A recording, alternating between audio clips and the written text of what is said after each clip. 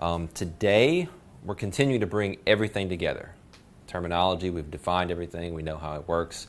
Yesterday, we kind of got down and dirty and built some composite structure and took a look at how day after day kind of reacts to that and the nature of that movement. And today, we're going to really bring that home and say, here's how we see market movement. Here's how we feel that it really unfolds, the dynamic, the study of the way price moves around these structural areas. Okay, so any questions? Anything before we get going?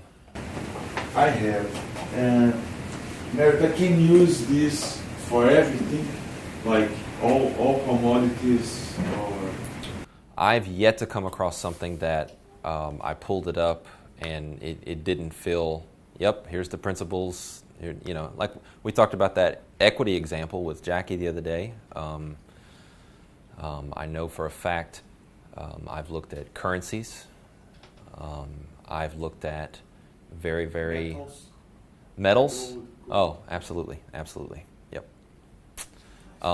In fact, there's a famous story of we've tossed around the name Jim Dalton, one of the founders of Market Profile. Someone told me this story the other day that he actually was doing research on buying a house or selling a house in his area, and he got all this data together and essentially built like profiles to determine what he should do. That's just fantastic. So this stuff is really documenting the auction process, which is it kind of borderline is a study in behavioral economics, right? It's kind of like, at the end of the day, it's humans, whether or not they've programmed machines or they're making the decisions themselves. It's an auction process, so it really, really applies across the board. Just like we did yesterday, I'd like to start out with an example. So, what is today? The 17th. So, we had a 2-day balance on the 14th and the 15th. And going back even further, this square right here, this big square, this big value area, was that big fat composite that the S&P was in for 12 days. I don't know, a long time, okay?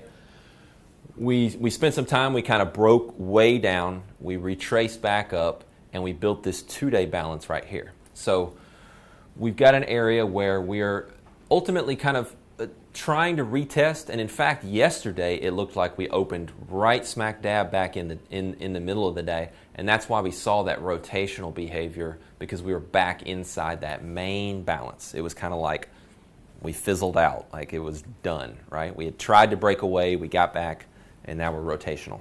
Today, on the other hand, a different story. Look at where we open, right there, okay?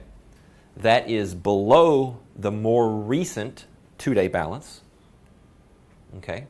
It is below the longer term, but very, very long in duration, which remember is another one of the importance factors of composite structure.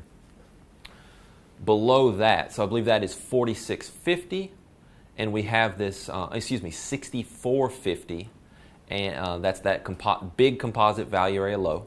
And then 64 even is this prominent point of control from this more recent 2-day composite. So we open here. I put out in the Slack room, really keep an eye on 64. That is a very, very important area to watch. And 64, 64.50, that general little zone up there, you want to keep a sharp eye on. Sure enough, one of the things that we're not covering in this market profile course, but we will in the future, is using order flow and really like going from big picture stuff, which is what this does. It frames the context for us, to identifying what's the underlying mechanics of the order flow and what's happening as we test into 64. What clues can we garner? And we saw some very, very bearish signals, lack of participation on the upside. Sure enough, sellers slam it down. And I thought where I have this arrow here, so we rejected this point of control, essentially rejected the prior value. I thought that this was a good opportunity right here. 30-minute period closes down in. Small retest at the beginning of, in fact, it was a little consolidation. We talked about it in the morning meeting with a little head fake higher right into this area. Hit the short right there. And where does this thing zip to within that 30-minute period? runs all the way down to our 53.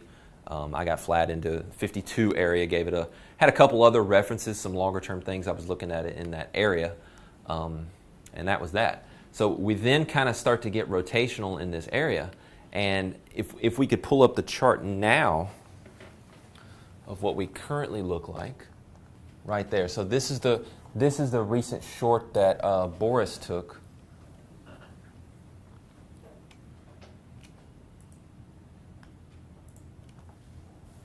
Right here. So we end up, instead of these prior two periods here, which both ended up popping back above this area, the first short he was talking about and the second short is this retest back into this 50, 52, 53 kind of area right there.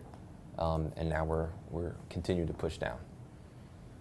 So let's talk about specifically these patterns that repeat and how we can take advantage of them.